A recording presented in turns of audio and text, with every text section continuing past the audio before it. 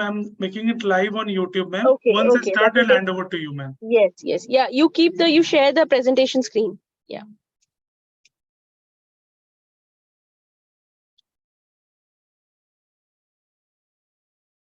Ma'am, we are live on YouTube. I'm starting the recording. Dr. Mans, can you share the screen? First of all, this is Ranjit Sahu. Welcome you all. I'm marketing head with Waterbusa. Welcome to AMOG's Public Awareness Committee PCOS Awareness Webinar. We have esteemed delegates all across the country. We have joined for this webinar. With this, I hand over the session to Baldava ma'am. She is a gold medalist of Fellow of American College of Obs and Gynae. She is an Obs and Gynae fertility consultant, SS Baldava Hospital, Solapur. She is a treasurer, SOGS 2017-18, Honorable Secretary, SOGS 18-19, and executive member of SOGS 21-23. And she has presented international paper on successful fetal outcome of 95 COVID positive pregnant patient in Jan 22. So with this, I hand over the session to Pratibha ma'am to take it forward. Over to you, Pratibha ma'am. Thank you so much. I am at the outset very, very thankful to the PAC committee of the AMOGs. They have been conducting various webinars to raise public awareness about various important topics. One such topic is PCOS. As we know, infertility is on a rise, and so is the incidence of PCOS. Obesity is increasing, and which in turn also increases the incidence of PCOS. Polycystic ovarian syndrome, as we know, is hyperandrogenic anovulation and is increasingly seen in young women these days.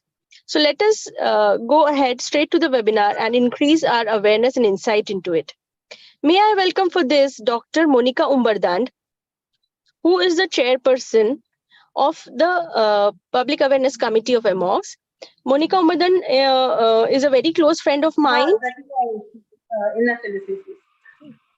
Okay, she's a very close friend of mine and a director of Atharva Fertility and Mangala Nursing Home. She is the public awareness chairperson for this year, a website coordinator for AMOGs 1820, Shulapur OBGY. Okay, no problem. Please take ahead. Yeah, please go ahead. Yeah. Okay. I think first outset, I would like to thank Pardeshi sir and Sujata madam for allowing us to conduct this webinar under the AMOGs banner. As we all know, September is the PCOS awareness month, and more patients in our OPD are coming with obesity, polycystic ovaries, and in turn infertility, whether primary or secondary. Also, we have seen its long-term sequelae, including the metabolic syndrome, diabetes, and hypertension. So we thought it would be much important to make our doctors at least aware about the lifestyle modifications and its impact on PCOS and the entire spectrum of PCOS. Sneha madam will be moderating. I also would like to thank Kiran sir and Amey sir for accepting our invitation to be the guest of honor, and Dr. Pratik Kamble sir, who has agreed to be the faculty for the same. Thank you everyone for joining in. Over to you, Pratibha, for introduction of Pardeshi sir. Yeah. I would call upon the chief guest for today, Dr. Rajan Singh Pardeshi sir, whether you want to say a few words. Dr. Pardeshi sir is the current It's okay, president. Pratibha, it's okay. Yeah, sir. Please go ahead.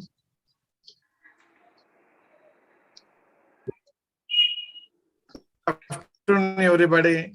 Respected Dr. Kiran Kurtakoti, Dr. Amey Purandare, Vice President AMOGs, Dr. Sujata. Please stop sharing the screen. And my dear Monica and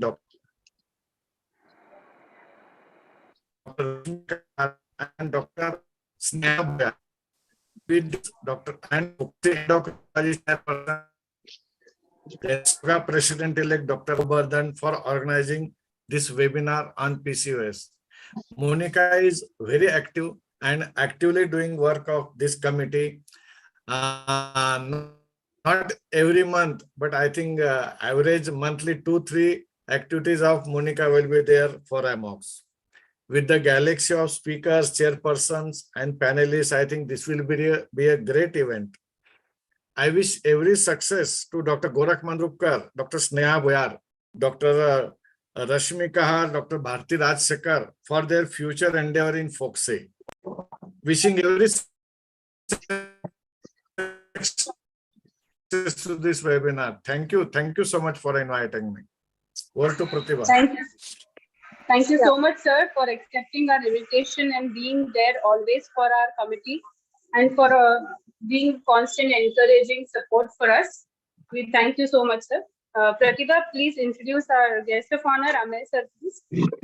Yeah, can I have a slide, please? We welcome you, Dr. Amay Purandare, sir. Thank you, Pratibha. Yes, yes. I want CV of Dr. Amay, The sir. next slide, please. Can you change the slide to the next slide, please?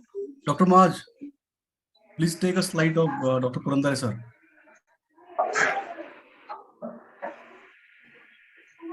If there is a problem, I think we can go ahead, Monica. Just give So us- we would like to have a few words from you, sir. Amay, sir. Sir, formally introducing Amay sir as my undergraduate as well as postgraduate teacher, sir. You have been the constant Dr. Maj, driving I will share. Wait.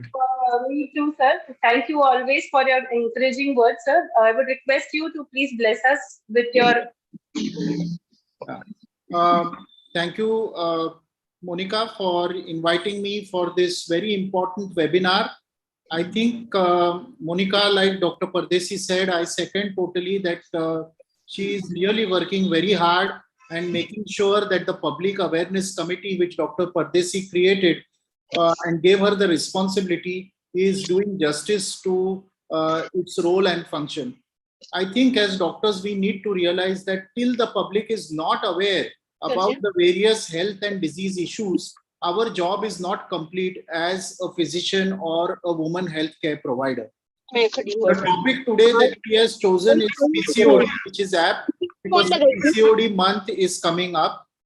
And that's why we need to keep in mind that this is the modern pandemic or the modern lifestyle illness that we are encountering in our patients with wide spectrum, right from cosmetic issues, infertility issues, pregnancy complications, and even perimenopausal and postmenopausal serious health risks. So I think if we make the public aware through such webinars about the lifestyle risks and how we can troubleshoot them, it will be doing a great good, because always prevention is better than cure.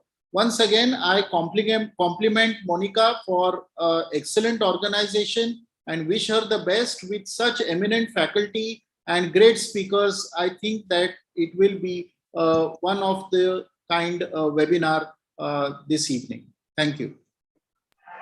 Thank you so much, sir, for always being there and for the constant encouragement. I request Pratibha to now move forward with the academic session. Even Gorakh sir has joined now.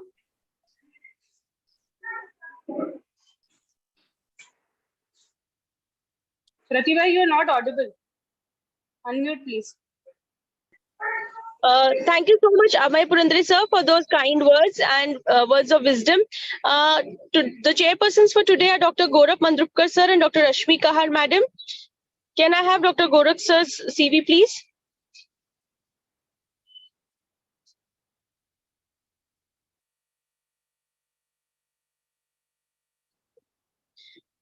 Dr. Gorakh Mandrupkar, sir, is a consultant and a director of Angel IVF Pune. He is a postgraduate in clinical research and medical legal system. He is a vice president Gestosis Indian Association and a mentor task for national policy on PPH, Government of India. He has invented the Gestosis score and is very instrumental in decreasing the risk for eclampsia, zero pre-eclampsia by 2024, which is the aim. And he has drafted guidelines on hypertension and pregnancy and written 4 books. I welcome you, Gorakh sir. Our other chairperson for today is Dr. Rashmi Kahar, madam. Dr. Rashmi Kahar, madam is chairperson of AMOG's High Risk Pregnancy Committee, organizing secretary AMOG's 2020, secretary Amravati OBGY Society. She has she has 3 gold medals to her credit, and she has won many awards. I welcome you, Rashmi Madam. What will the chairpersons to conduct the first session?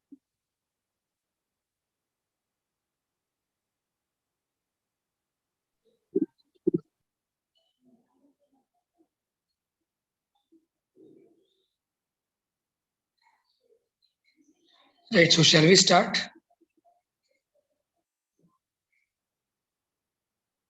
Hello. Good afternoon, sir. Hello. I think we can hear you, Gaurav, but I think. Right. Good evening, all of you. Yes, sir. You can start. You and Rashmi Madam can start the first session, sir. Okay. Right. So good evening, all of you. And we are very much thankful to be here in the presence of our President, own Dr. Pardeshi sir, Dr.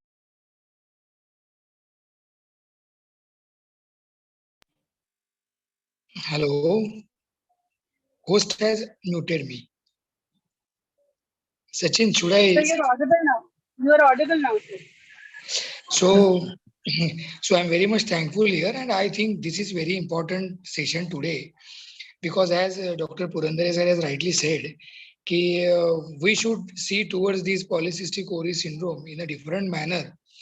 And it is not only that the person has come to us and we are doing only, prescribing only OC pills, the days have gone, or just lifestyle modification only, etc. So all these things now they have gone, and really a syndromic approach towards the polycystic ovary syndrome has to be done properly. And I think from this point of view, this webinar will definitely throw a light. So thank you very much for choosing this topic, and the speaker is apt one. So now may I request Dr. Rashmi Kahar Madam to introduce today's speaker, esteemed speaker, and to go ahead. Thank you so much, Gaurav sir. Pratibha Madam, if you can put Pratik sir's CV, please.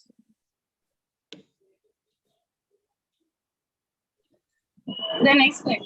Yes. Sir, CV is here. It's my great honor to introduce a great academician, Dr. Pratik Tambe sir, to this house today. Sir is ART consultant and gynae endoscopy surgeon, Ashirwad IVF Center, Mumbai, and is an international he has international diploma in advanced laparoscopic surgery, and is trained in assisted reproduction from Belgium. He is trained in clinical embryology and ICSID London in Singapore. At present, he is chairperson of AMOG's Endocrinology Committee and governing council member of ICOG. He is patron and managing council member of MOG's and managing committee member of Indian Society of Assisted Reproduction. He is also managing committee member of Maharashtra chapter of ISAR and has been past chairperson of FOXY Endocrinology Committee 2017-19. But he is a recipient of 30 MOGs, ISAR, and FOXY prizes and awards. And to his credit are more than 24 books as an editor for FOXY focuses on handbooks and 11 key practice points. But more than that, we know him as a true and a great academician of Maharashtra, not only Maharashtra, but all over the country. And it's a great honor on our part to welcome you, sir, for you today's talk. And thank you, everybody, for Dr. Pratik Tambe. Yes. So till Dr. Pratik Tambe starts the slides, yes, really I want to add one thing, that he has his own great data on polycystic ovary syndrome. And that's why, sir, we would like you to hear on the concepts with which you are going ahead. Over to you, sir.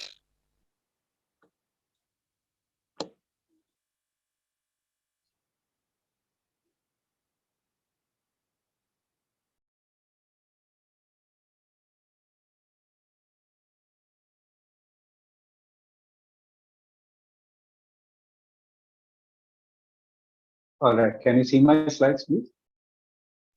Yes, sir. Okay, I think there is some connection issue. So I'm going to keep my video off and I will proceed to speak. So let me begin by thanking Dr. Monica Umberlin and Amogs for this opportunity. It's always a pleasure and a privilege to be here in the company of distinguished stalwarts, our esteemed President, Dr. Rajendra Singh Pardeshi, our two Vice Presidents, Dr. Kiran Kurtakoti and Dr. Amay Purandare, Dr. Sneha Bhuya, Dr. Gorakh Mandrukar. Thank you so much for being here. I am here to talk about a very boring topic, and that's lifestyle management and its impact on PCOS. And I'll try and make it as interesting as possible over the next 20 to 25 minutes. A man is worked upon by what he works on. He may carve out his circumstances, but his circumstances will also carve him out as well.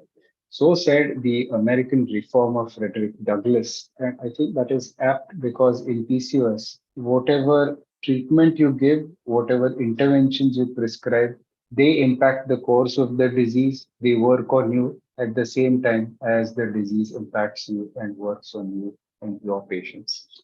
Let's start by asking the obvious question. There is so much of attention that is focused on PCOS world over, including in India as well.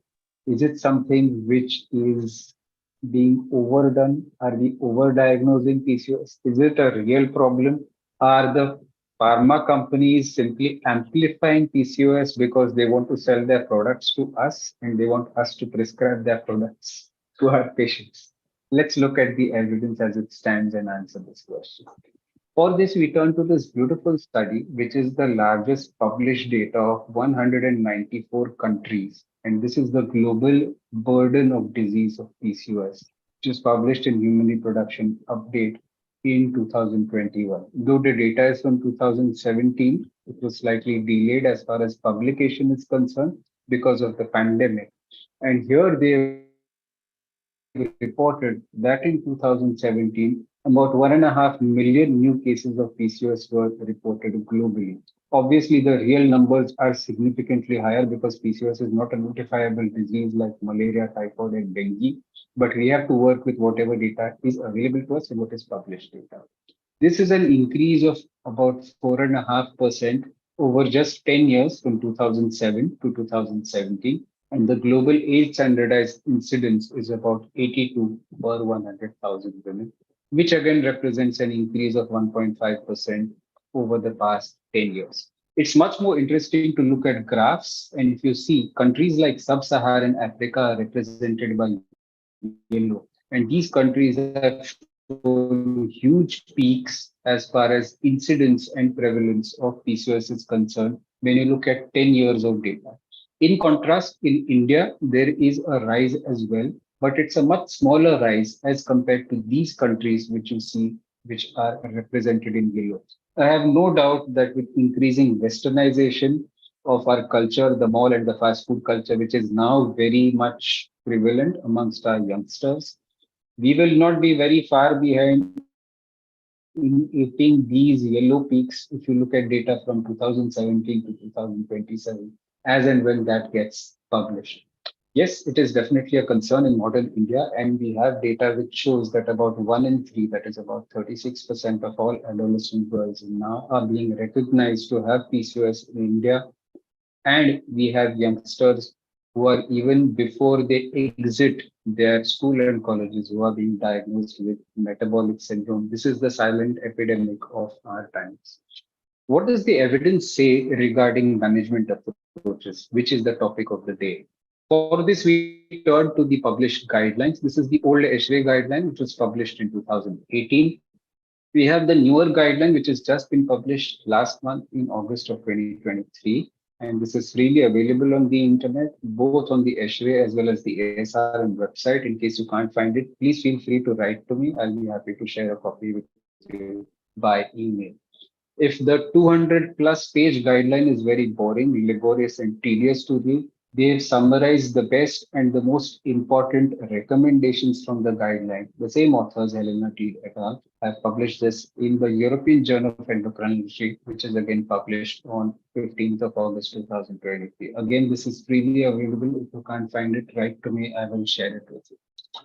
We know that the clinical presentation can be myriad. It can be multiple different combinations of acne, hirsutism, irregular cycles, obesity, and mental health issues, which are more and more a concern, especially in youngsters these days. But far more important for us is to realize that PCOS, as described in our textbooks and all the guidelines in the world, is the Western or Caucasian concept of PCOS, whereas PCOS in India is a different animal altogether. It's a different subspecies, so to speak. In fact, it has been diagnosed that in South Asian East Indians or South Asian PCOS, to be very specific, about 50% of the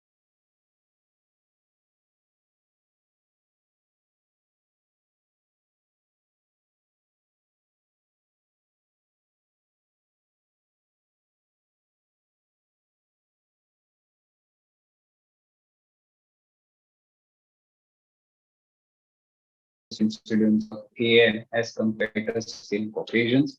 And of course, we know that in Indians, we are sarcopenic, so there is a lower BMI, but there is a higher amount of central body fat. What does this translate to? Over a period of time, you will find that these patients have early onset metabolic syndrome, which I just referred to a couple of slides ago. They are unable to lose weight, and if they do manage to lose weight, they are unable to keep that weight off over a period of time, over 2 to 3 years.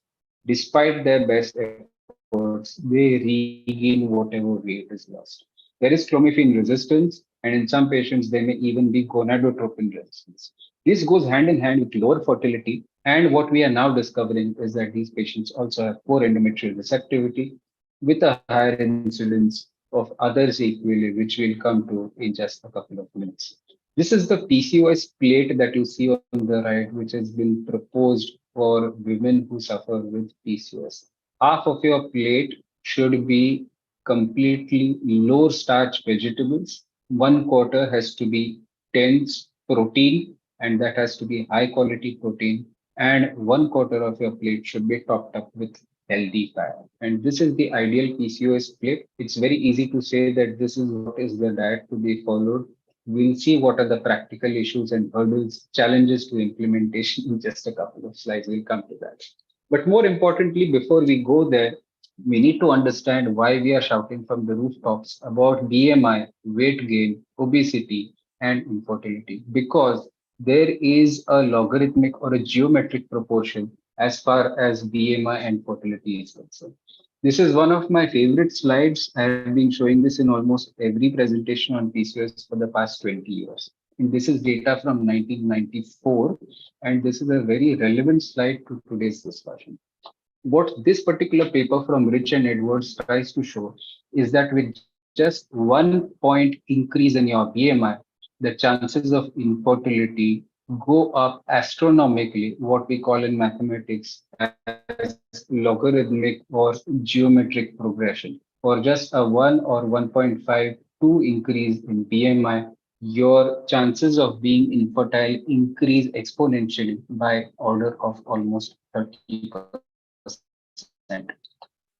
So 28 to 29 BMI is not a big difference as far as points on the weighing scale are concerned, but the impact that it has on fertility is far reaching and very difficult to explain to the patient unless you have a graph like this in front of you. Furthermore, it is well known that patients who are overweight and obese and who are anovulatory can improve their natural interior milieu and ovarian folliculogenesis simply by incorporating easy and to the point lifestyle change. This is a very old paper again from 2003, but they said that to kickstart fertility in these patients, you need only 5% weight loss. And this 5% weight loss over a 6 month period, they found that patients had 80% regularization of menses, 60% of these women had ovulatory cycles, 40% became pregnant on their own. And this is published data. This is not something which I have generated on my own.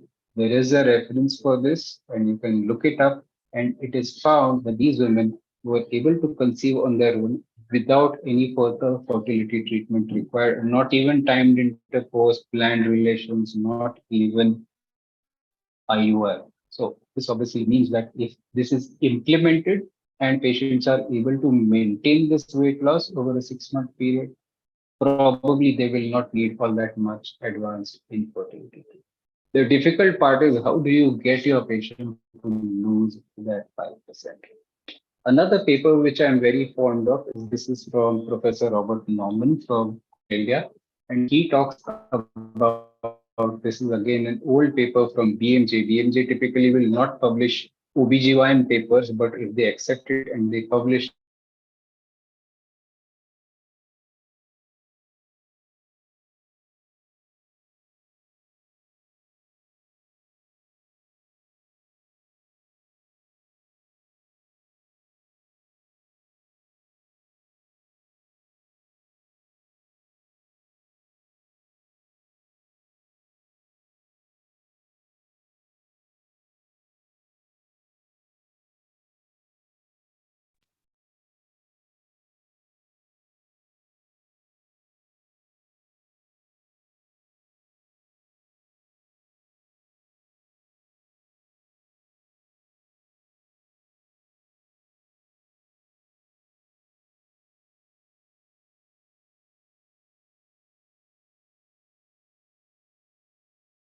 Some problem with the network.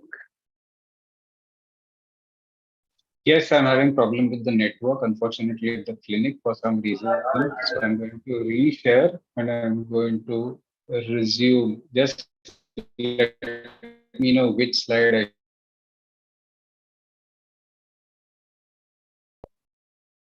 Can we go to the next slide?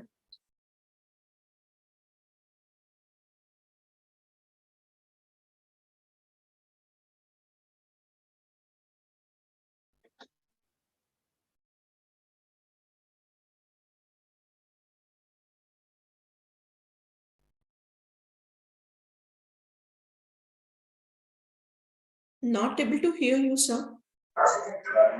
Yeah, so I'll start from here.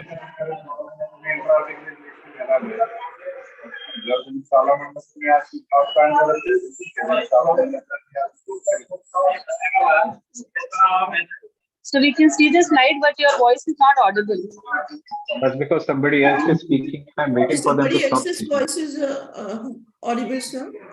Yes, I'm waiting for them to stop speaking so that then I can start. Okay. So as far as the impact on ART outcome is concerned, Professor Rob Norman and his colleagues have shown way back 20 years ago that if your BMI is between 30 to 35, the outcomes are reduced by 30%, irrespective of how good your take-home baby rates are in your particular center. You might be the best doctor in the world, but still, you will not be able to cross this hurdle. And in fact, if the BMI is more than 35, then the outcomes are reduced by 50%. As I was saying, remember that these BMI figures are for Western civilization. For Indian patients, these BMI figures are to be amended by at least 5 points. So 30 to 35 becomes 25 to 30, and more than 35 becomes more than 30.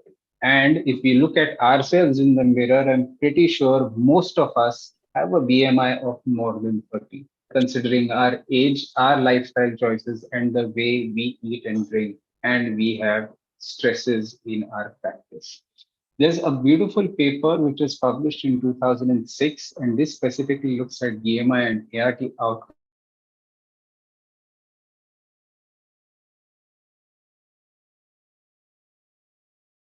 or OR decreases by 0.84. And if your BMI reduces by 1, then the chance that your patient will get pregnant increases by approximately 20%. That's the 1.19. The translation into simple English in case you are counseling your patients. So let's go to the management principles. What specifically do the guidelines say, and what is the key practice points as far as management of the weight and lifestyle is concerned? The most important tenet here is that there has to be a multidisciplinary team approach. All of us, as I was just alluding to, we need to lead by example. If we are fat slobs, overweight, never moving from our chairs, with a weight of 100 kilos ourselves, no patient is ever going to listen to us preaching from the rooftops that, okay, you need to lose weight, you need to do this, you need to do that, etc. etc. So we need to lead by example. Always take an endocrinologist, nutritionist, and a dietitian somewhere into your team, even if they're not under the same roof. Then you need to involve them in the patient's care because this is long-term therapy. A personal trainer and a good sports medicine person is always welcome, but not all of us may have access to such a person. And as I was saying always, you need to lead by example and you need to have periodic reinforcement. These two are the most important concepts on this slide. We will come to the issue of periodic reinforcement a little later, and we will discuss that in more detail. The NHLBI in the US has given certain obesity guidelines, and I found this to be very pertinent for our patients specifically. Before we tell our patients that they need to lose weight, it is important to evaluate whether the patient is actually ready and motivated to lose. If you motivate them and you ensure that they continually have that motivation with periodic reinforcement, you have won half the battle. And there are a number of potential barriers and challenges to the patient's adoption of this change. And that's all listed here in the slide. For reasons of time, I will go ahead and I will not read out the entire slide. Basic do's and don'ts, which we always advise our patients. No starving, no crash diet. Always have professional help, especially where diet and nutrition is concerned. Encourage physical activity. We'll come to the HT guidelines in just a couple of slides. The key here is to have timely eating to ensure that the right hormones, leptin and ghrelin, are catered to at the right times during the day, and patient has to have regular follow-up for counseling. The guideline recommendations regarding lifestyle management, these are from the HT guidelines from 2018, have a caloric deficit of 500 to 750 kilocalories per day. It's very easy for them to write 1,200 to 1,500 kilocalories per day. If you or I were to consume only 1,500 kilocalories per day, we would be starving throughout the day. We would be hangry. I don't know how many of you are familiar with the concept of being hangry, and we would probably snap somebody's head off or bite somebody's head off if we had such low calories which we were consuming every day.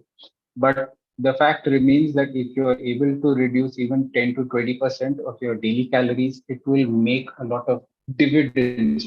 You will reap a lot of dividends in the long run. These are the modifications as per ASHA new guideline, which is now published in August of 2023.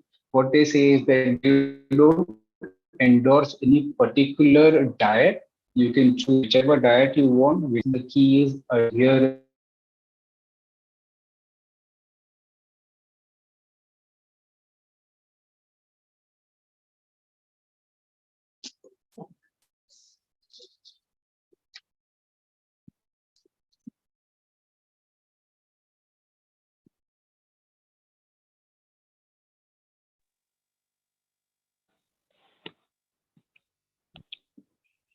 Hello sir, तुमचा आवाज Voices. गेला.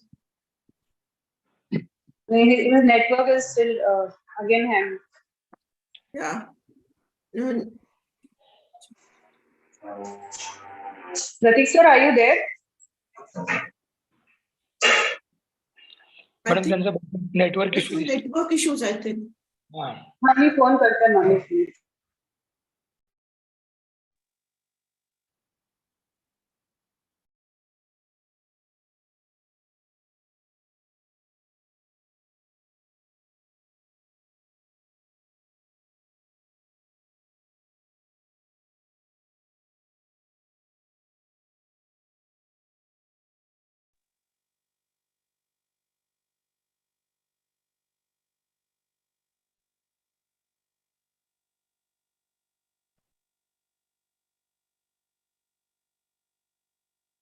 Today, the network is particularly difficult and it's giving us too much stress.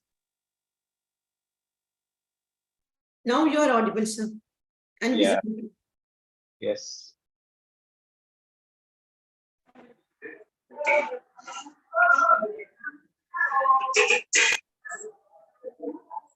Hello. 1 second. I'm just trying to share my screen again.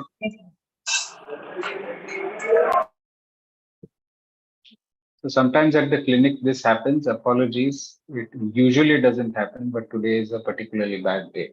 As I was saying, lifestyle modification, Eshre has plenty of recommendations. They are here on the screen for you. But I think the most important words on that entire slide are that we need to have a lifelong focus on prevention of further weight gain. If we can do that, if we can motivate our patients to do that, and if we tailor our therapy towards that, that will make a world of a difference to our women. These are the exercise goals which both NHLBI recommends, and these are part of a lot of sports associations recommendations as well. You start with simple basic exercise like walking. You can do treadmill, you can do gym, you can do cardio, whichever way you want it, but start small and gradually build up. You can work up to 60 to 80 minutes per day. Aim to expend at least 1000 to 2000 kilocalories per week. And now even Eshre recommends that if you can use a smartwatch and a companion app like this, it will give you lots of good data and feedback. The problem is that patients are with us for maybe 10 minutes once in 15 days or once a month if we are lucky. And during those 10 minutes, we bombard them with a lot of things. Half the things they are not going to remember, the other half which they do remember, they are not able to implement, and we cannot motivate them more than once or twice in a month. What is required is daily motivation. We know that smartphones are evil. They have a lot of bad apps which keep regularly giving us dopamine hits and make us slaves to them. But there are good things as well, and there are good apps as well. If you have a good smartwatch with a companion app, this is my exercise data from the last year, 2022. The app actually tells you this week you're doing okay. Last week you were not doing so well. Oh, this month your number of steps are less. Last month you're doing better. What is wrong? You need to improve. This is feedback which you and I as doctors and clinicians cannot give our patients. It's easy for us to say, you need to have moderate intensity exercise 120 minutes per week, at least 3 to 4 times a week for maintenance of weight loss. And if you want to lose weight, then you go up to 150 minutes per week. It's very easy for me to write it on. Practically, it's very difficult to enforce it, to achieve it, and to ensure that the patient keeps doing it week after week, month after month. That's where your smartwatches help. That's where the companion apps help. And that is again embodied by the new guideline. Can we control androgen axis, which is the basis of all PCOS, the basic pathophysiology in all PCOS? That's the next question we need to answer. Unfortunately, androgen excess leads to a lot of altered physiology throughout the body from head to toe. And try as we might, we cannot control it completely because there is an altered insulin sensitivity, there is a compensatory hyperinsulinemia, and there is an insulin resistance. This is our vicious cycle, which all of us are aware of, and where we need to somewhere break this cycle. We can break this cycle only by ensuring that there is good, excuse me, insulin resistance, which is broken. The way to do it is to either prescribe an insulin sensitizer or to encourage the patient to exercise. If you can do both, then that is the best thing because they will have synergistic effect. The best insulin sensitizer, I am tired of saying because I say it every time, is exercise. The best insulin sensitizer is not metformin, it is not myonisipol, it is not berberine. The best insulin sensitizer is exercise. Everything else comes afterwards. So whenever people ask this question, which is the best insulin sensitizer for my patient? I have given everything, but nothing seems to work. What will work is exercise, consistent, focused training with a personal trainer is what works. And the reason for that is carrying more weight and obesity has long-term implications. They are listed here on this slide. All of us are aware of these, but we don't convey that to our patients. Obstructive sleep apnea, pre-diabetes, gestational diabetes, hyperglycemia in pregnancy, atherogenesis, hypotension, impaired renal function, fatty liver disease. All of these are known to us. But when we talk to our patients, we rarely talk about the long-term complications that happen with androgen excess and abdominal adiposity. Also, we need to be aware that the older generation, metformin, works on the insulin receptor, which is at the plasma membrane. Whereas the newer insulin sensitizers, which are actually nutraceuticals, work intracellularly at the level of something called as CIP kinase. What are the tools for long-term success? And here we come back to behavior modification strategies, good counseling, and the services of a skilled counselor. There are a lot of things which are at play, which are beyond the scope of today's discussion. But these are well known to be the major challenges and the hurdles to implementation of lifestyle modification, including your self-esteem counseling, your body image perception, stress management, and ultimately social support. If you surround yourself with people who are 100 kilos, you're going to feel that being 100 kilos is absolutely normal. There is nothing wrong with you. But if you surround yourself with people who are all working out, exercising, 50 kilos, lean, fit, healthy, then you will feel that, yes, I need to be like that. Another important tool that we have, and which is now being discovered more and more to be of great benefit, is something called as self monitoring and journaling. You just observe what you are eating, you document it every time, you put it down on paper in a diary specifically kept for the purpose. You can also do it with smartphone apps which are available. But what I feel is the very act that you pick up a pen, write it on paper, and then you see how the progression is over a period of time adds a wealth of feedback to the patient, which she herself can see over a period of time without much intervention. As far as key practice points and protocols are concerned, all of you have seen these slides. We did these pioneering PCOS protocols for practice when I was Foxy chairperson, developed multiple different things, including this checklist. We also did a 7-step counseling guide in association with the International AWARE group. There is some new evidence regarding insulin sensitizers, and ESHRE also now says that inositols can be prescribed. Earlier edition, people used to say that these are something which are experimental, but that's not the case anymore. We've also developed new guidelines on acanthosis nigricans. These are being published very soon. We have some treatment options for morbid obesity, both surgical as well as non-surgical. These will be tackled in the Indian National Guidelines for Obesity, which are coming through ISAR very shortly. So to conclude, ladies and gentlemen, PCOS is the hidden pandemic. You have multiple different presenting complaints. The central tenet, the central problem is insulin resistance, compensatory hyperinsulinemia, and androgen excess, all of which can be tackled with insulin sensitizer. The best insulin sensitizer is exercise. Drug treatment comes afterwards. Lifestyle is key. Insulin sensitizers are the key. Once we are convinced, we will be able to convince our patients and have good long-term follow. Youthfulness is about how you live and not about when you were born. The key here, what I feel my talk needs to convey to all of us, is that we must imbibe these principles. We must live by these principles. We ourselves should not be 100 kilo fat slobs. And that is when we'll be able to convince our patients that this is the best way forward. Thank you very much for a patient hearing. Apologies for the audio video issues. Today is a particularly bad day.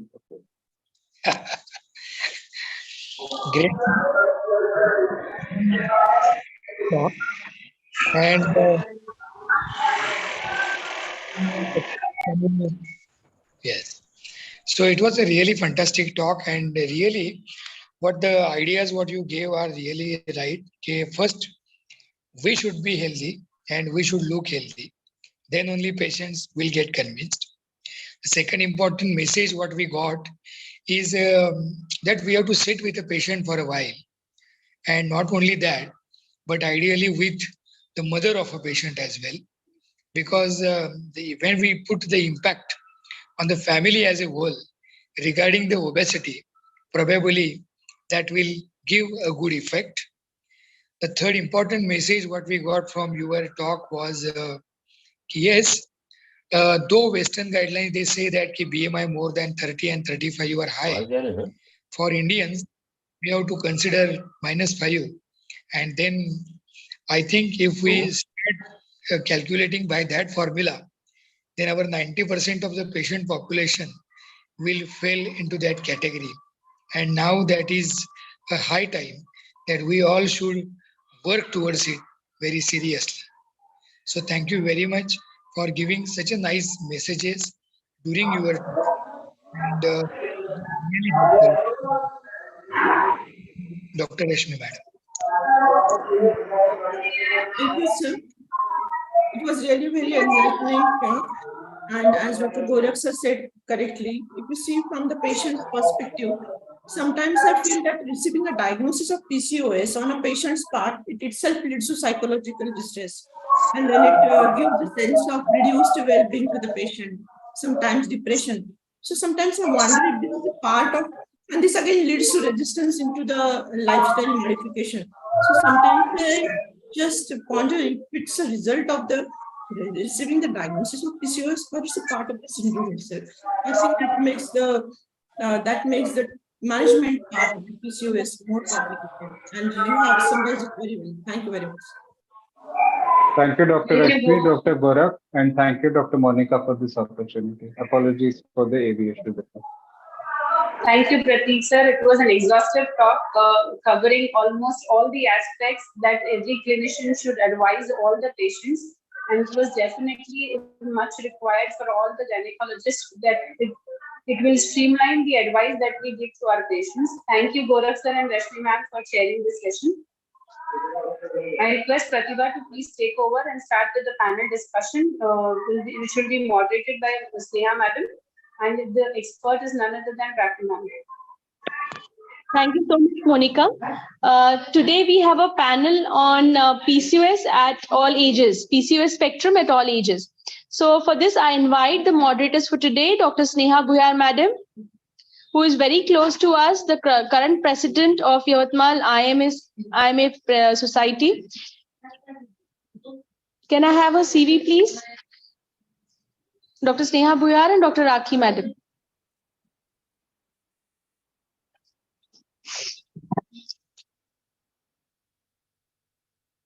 Dr. Sneha Buyar madam. The previous slide, please. Yeah. Dr. Sneha Buyar madam is well known to everybody. She is currently the president of IMA Yavatmal. She has received International MS Signature Award for Phenomenal Leadership in 2020. She has received Dr. S.N. Malhotra Individual National Award for Outstanding Work in Rural Obstetrics, Dr. Durusha Award, Dr. Anandibai Doshi Award, and she has almost 30 plus national publications.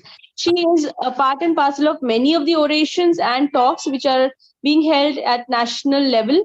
So I welcome you, madam, to moderate this panel discussion. Our another moderator for today is Dr. Rakhi Singh, madam. She is a chairperson of Endocrinology Committee, FOXY 2020-23. She is vice chairperson of UP State, ISAR, peer reviewer for Journal of Obstetrics and Gynecological Society India, and ICOG Governing Council member. She has many awards, FOXY Durusha Datta Award, CS Dawn Award, and many more awards to her credit. I welcome you, Rakhi madam, and hand over the mic to the moderators to conduct the panel. So a very good evening, all of you. At the outset, I would like to thank the organizers, especially Dr. Monica, Pratibha, and of course, AMOG's President Rajendra Singh Pardesi sir and the entire team. I just share my screen and welcome all my panelists first. Pratibha, are you going to introduce them in short, or I just call upon them? So Dr. Raki, who is the expert for this panel, has been already introduced. So I take this opportunity to introduce Dr. Bharati Rajsekhar, who is from Karnataka and a very vibrant personality working almost in all the fields. And at present, she has joined from Bangkok. She has been invited to discuss on cervical cancer there. And Dr. Nanda Magai, who is the past president of Solapur Obsgynae Society, Dr. Jaya Tulaskar from Amravati, Dr. Mangal Rathi, Dr. Manisha Vasade, who is the secretary from Chandrapur, and Dr. Riddhi Desai, our young brigade from Mumbai. Dr. Lalita, I think, has not been able to join because of some medical emergency. So we welcome all of you. And without much ado, we start with the panel discussion. So as everybody talking about, PCOS, it is a multifactorial disorder, right from genetic predisposition to environmental factors to social and economical changeover, demographic changeover of the society, of course, the lifestyle, which is to be blamed majorly, and it is contributing to almost 6 to 20% of the population, involving not only the adolescents, but the entire spectrum of ages, that is the entire reproductive age group. No less, it is not much of a difference in the Dr. Sneha, can you make it as a slide share mode? It is not yet made. Yeah. So it is not different in the rural as well as almost it is not different in the rural and the urban population, but definitely the incidence is on rise. And as you have, all of you are aware about the diagnostic criteria, various diagnostic criteria, and you have also accepted the consensus and the Rotterdam's criteria. The diagnosis has been, on the rise.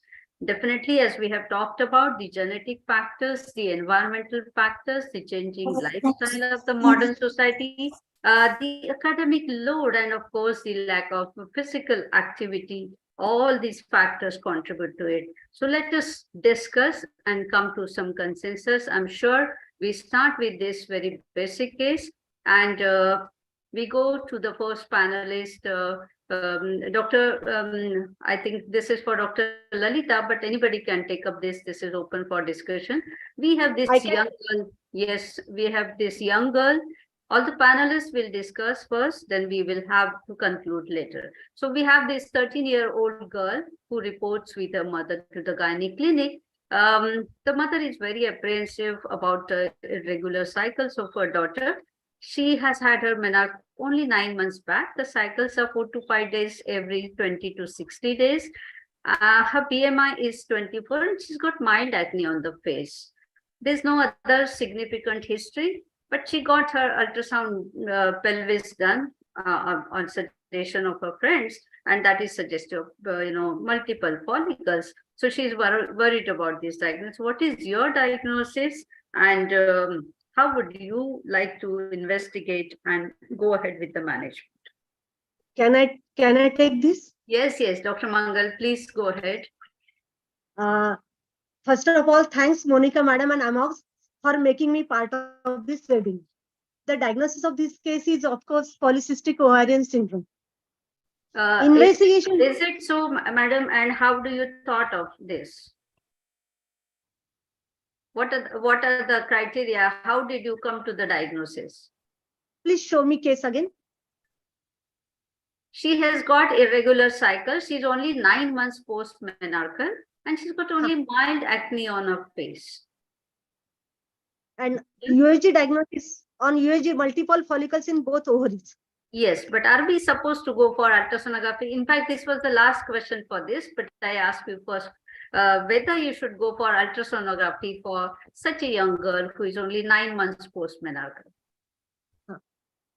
I think we just Madam, shall I for discussion? Yes, Madam, shall I take? Yes. Actually, we can have all of your views here. Less than Yananda, please give your answers. Less than 1 year irregular cycle is not a criteria for PCOS, and ultrasound is not indicated in these girls, as multiple follicles are known to be found in adolescent girls. We should only reassure both the mother and the child. Actually, ultrasound is not indicated, but they have done it's okay. Because multiple follicles are known to be found in this age group. Correct. Madam, can I just ask? Yes. You can go ahead. Can somebody contribute? Dr. Riddhi, yes. Thank you so much, Madam. How do you label the cycles as irregular, post-menarchal? What is the duration since menarche, and how do you label it as irregular? So, Madam, the case that you have described here is something that is so common that we see in OPD. All of these patients come to you with their anxious mothers who have self-diagnosed themselves as polycystic. They have told themselves that this is PCOD. Why? Because the ultrasound somebody has done and said this is PCO. Yes. But we as gynacs should be extremely cautious while giving such diagnosis to the patient. HDA guidelines has given us a very clear-cut guidance as regards to how and what we should call as ovulatory dysfunction and how we describe irregular cycles. So whether it fulfills Patient- the criteria for the diagnosis, that is Exactly, the first madam. question. So she is young, and in adolescence, it is very difficult to diagnose them when they are so near to post-menarche. Now the guidelines say, in fact, adolescents who do not fit the correct criteria, 8 years post-menarche, they should be taken up for a diagnosis again and an evaluation to actually term them as PCOD. Yes. So usually irregular cycles, which are say more than 1 year to less than 3 years post-menarche, or say more than 3 years post-menarche, or say maybe more than 1 year post-menarche, which is more than 90 days for any cycle, is the criteria of irregular cycles as defined by the HRA guidelines. So in this case, we will be little more cautious in labeling this patient as PCOS. She has a higher BMI, and also, so madam, I think we will be coming to this I would discussion. like to interrupt you here. This girl is only 9 months post-menarche. Correct, So madam. here, her cycles are irregular. How do you fit in this, whether it is really irregular? So, madam, we tell them first 1 to 2 years post-menarche, the HPO axis takes a while to set. And this is how you counsel the mother that, you know, it takes a little while for their cycles to get a little more regular.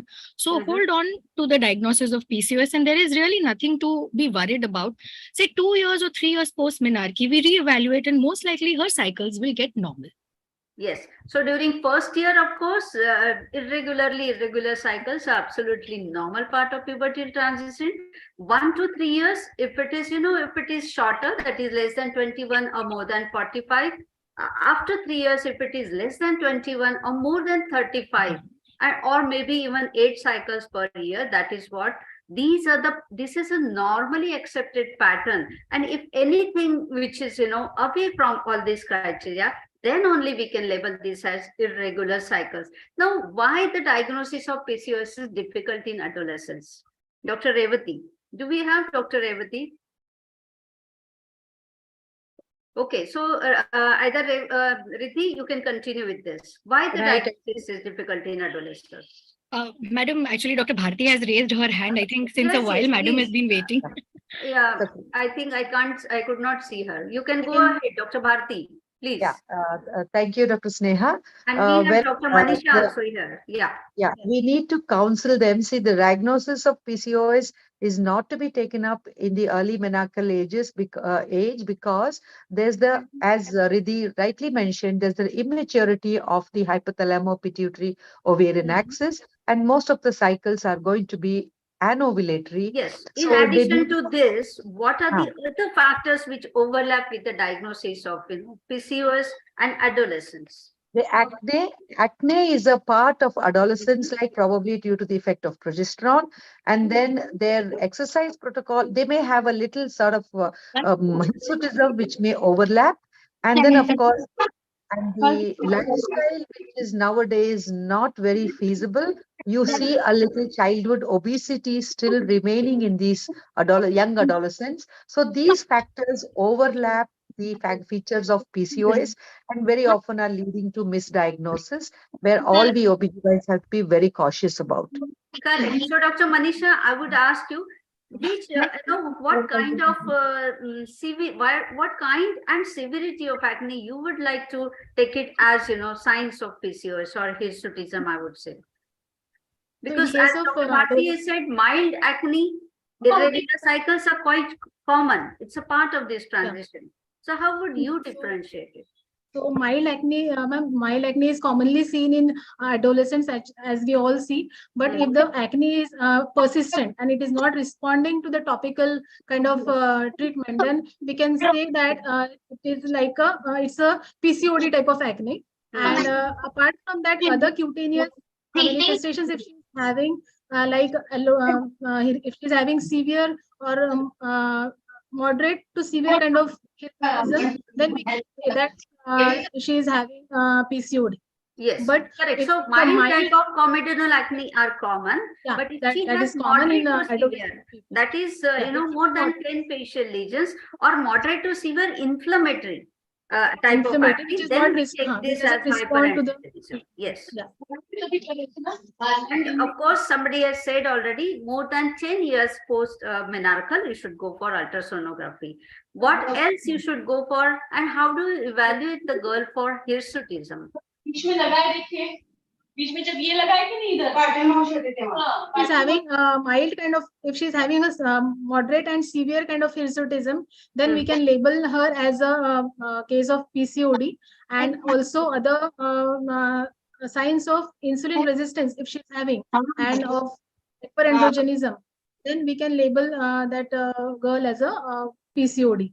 Yes, so just randomly you should not label her as PCOS, just having mild acne and little hairiness here and there, but you should use the objective scoring system for labeling this. You know, all of you know what is Ferman-Galway scoring. Yeah. So Yeah. modified W very score, that is what is to be used for objective evidence. So basically, this case is not a case of PCOS. It is just a normal puberty transition, because now that she has come to your hospital, you have evaluated her and you have counseled her as well as her mother that she doesn't have PCOS, but it is just a normal transition and you need not worry. But because she has come to the hospital, you may just advise her regarding good, healthy diet, healthy lifestyle, how she should remain active, so that in future she doesn't develop PCOS.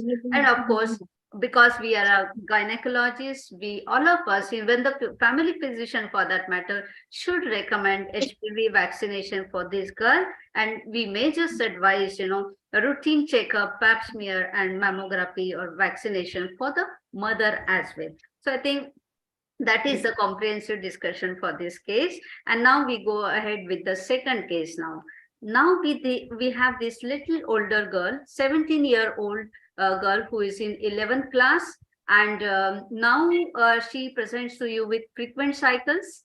Of course, she has this frequent cycle since last 6 months, and she has a change of environment and working for almost 14 to she has joined some coaching classes. Her flow of the menstrual flow that lasts for 5 days. Cycles are very frequent, as I said, 15 to 18 days, and now she's almost 5 years post-menarche. So whether she really has irregular cycles, and how do you diagnose this patient? How do you evaluate this girl?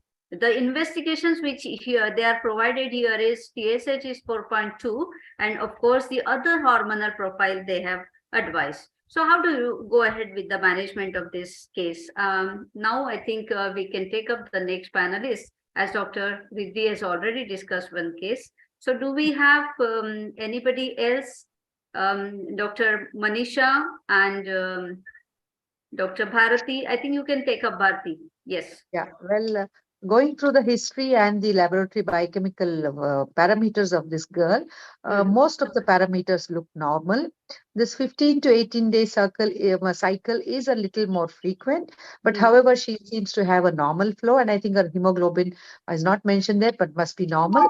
So probably the stress, the psychological stress that she is undergoing because of her age, the college and the stress and the peer pressure, probably there may be some sort of a psychological element which is contributing to her mild hormonal imbalance. So I think a proper counseling of there is cognitive behavioral therapy, ask her to de-stress, do regular exercises, have a nutritious diet, and if she's not bleeding heavily, I think we can just leave her alone, because her BMI is a little on the higher side.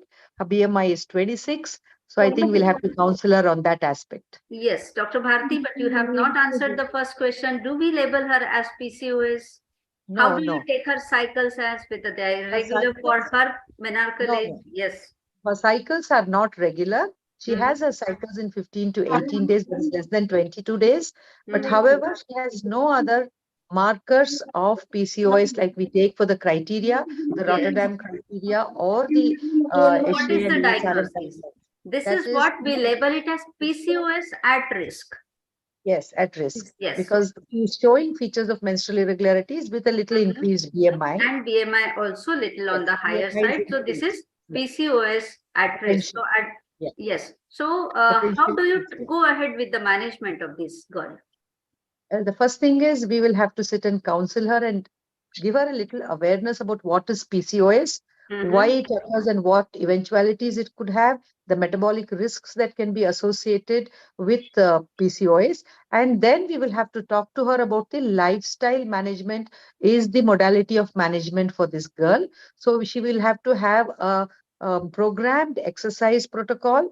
And as Dr. Pratik Tambe was telling us, we have to tell her about her diet, that she has to take high proteins, reduce her carbohydrates, reduce her calories, and try to bring down her weight by at least 10%. She should do that. So that will contribute in reducing the insulin resistance and prevent her in becoming a full-blown PCOS candidate. Right. So because she has presented to you with menstrual irregularity, hyperandrogenism, we need to evaluate further. But at this point of time, again, we need not go for ultrasound. We can just keep a watch and keep her under observation with strict monitoring. And if this persists, then we can go ahead for ultrasound with the criteria of 8 years post-menarche. Dr. Manisha, do you want to throw some light on the lifestyle modification? Yes, ma'am. The lifestyle modification for these kind of girls who are at risk for PCOS, we need to counsel her regarding her lifestyle, her eating habits, and her routine, what she should follow. Like she should what sir has already told about exercise and diet. So we need to tell her about the exercise, what she need to do, like running, cycling, whatever physical exercise that will reduce her weight somewhat, will help her to improve her quality of life, and that will prevent her from going at risk for PCOS. And again, regarding eating habits, what sir has already told about the quality of diet she should have, and the timing of diet, that also should be important, because these girls nowadays, we all see that they have at any time they eat and any time they sleep. So regular ideal lifestyle has to be followed, routine has to be followed, and so that will prevent such girls from progressing towards PCOS. So lifestyle modification is the main part in this case. Okay, what kind of do we have Dr. Nanda Magai? Yes, ma'am. Nanda? Yes. Yes, ma'am. So what kind of exercise and how much daily workout she should go for? Actually, weightlifting and gym exercise are recommended. Even walking can be done for 1 hour, but it should be fast. The walking should be brisk, like not slow. And I think and she should So, at least she should aim for 5% of her weight loss. Yes. So do we have Riddhi contributing to this? Yes, Dr. Riddhi? Regarding the exercise part, Manu? What kind of exercise she should do and how much daily? So high intensity. We can start from the basics. We can start from the basics. That you should go for active physical lifestyle. Don't use your remotes. Go for everything. Don't use the lifts.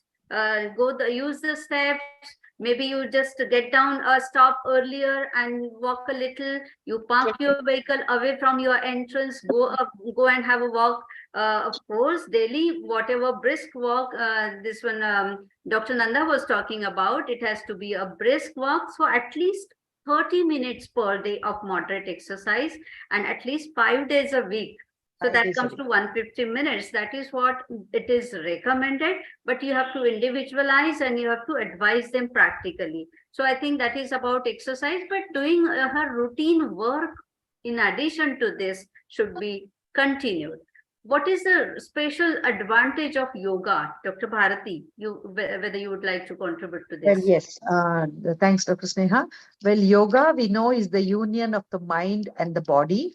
And there is a psychological element associated with the hormonal imbalance in PCOS. And of course, there is the body shaming and the image disorders and the peer pressure and all these things. So when they do yoga along with their aerobic exercises of 30 minutes, which has to be cardio as well as muscle training and in high intensity exercises, I think this somewhere does contribute to some amount of this psychological aspect of the hormonal imbalance being addressed when they do the yoga and the pranayama. And various studies have shown that they do help in modulating the hypothalamo-pituitary ovarian axis.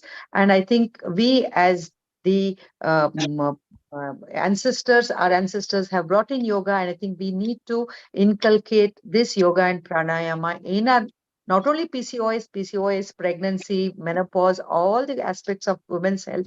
We have to advise yoga, and I do it in my Perfect. regular practice. Yes, perfect. So in addition to weight loss, it makes your body flexible, improves the flexibility. I am sure you all have heard that if the body is flexible, even the vessels are become, very flexible, and it improves your lipid metabolism as well. So not only the carbohydrate metabolism, but also the lipid metabolism. And the bottom line is any kind of exercise improves your insulin resistance. So that is all about yoga and exercise.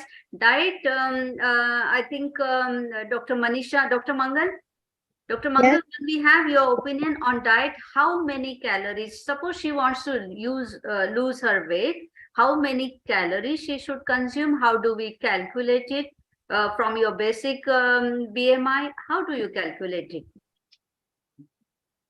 She should need 1200 calories per day, and to reduce her weight for PCOS, she should reduce 400 to 500 calories per day to get actual result.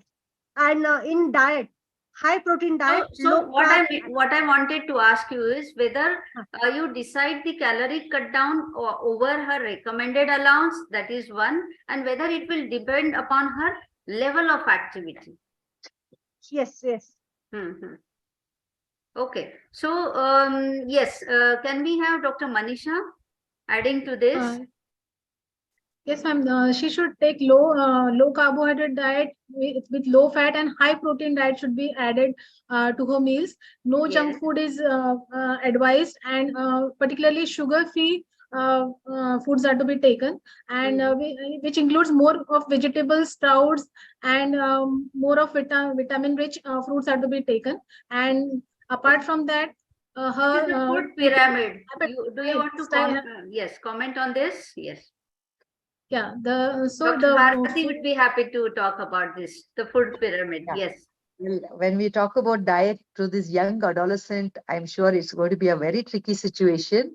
So, but the moment, see, it's very easy for us to tell them that you just take sprouts, you don't take desserts, you don't take ice cream, but we need to understand the pressure this young child will be undergoing. So I think we need to give her, like as Dr. Pratik said, that we give them a chart.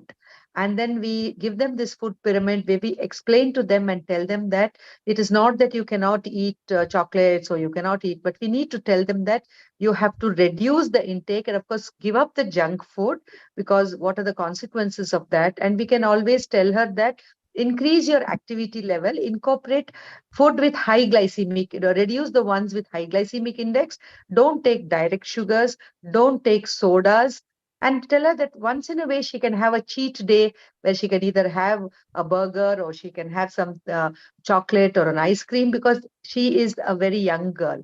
And if we just tell her, hey, eat sprouts, eat vegetables, don't eat this, don't eat that, rather than doing that, I think we should tell her, give her some positive thing, give her a picture of the food chart and the triangle, and tell her that you can incorporate all things as far as it is not high glycemic index. For example, instead of sugar, she can take some honey or something like that.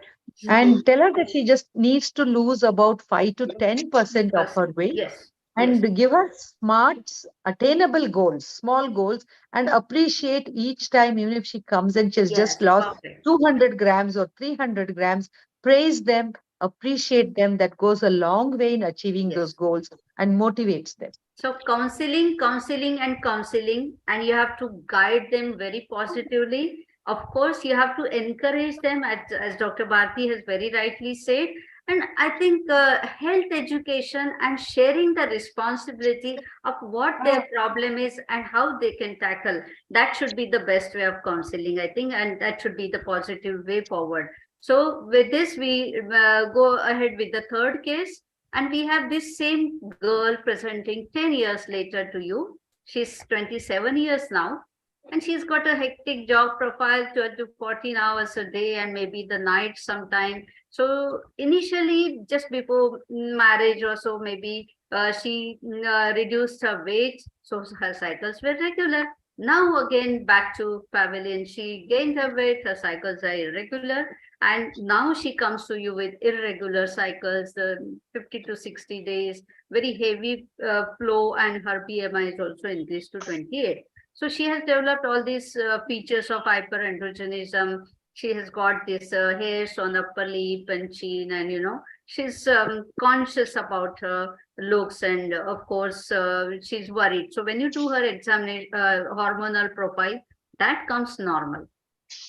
How do you manage this patient? What are the issues to be managed for her? Both Yes, non-pharmacological and pharmacological strategies are crucial. In this case, hyperandrogenism, irregular cycles, and insulin resistance drive most of its long-term consequences. So we have to focus on three. As we have already discussed, appropriate diagnosis of PCOS. Yes, I'm audible. Yes, I'm audible. Yes. Sachin, can you mute the rest of the?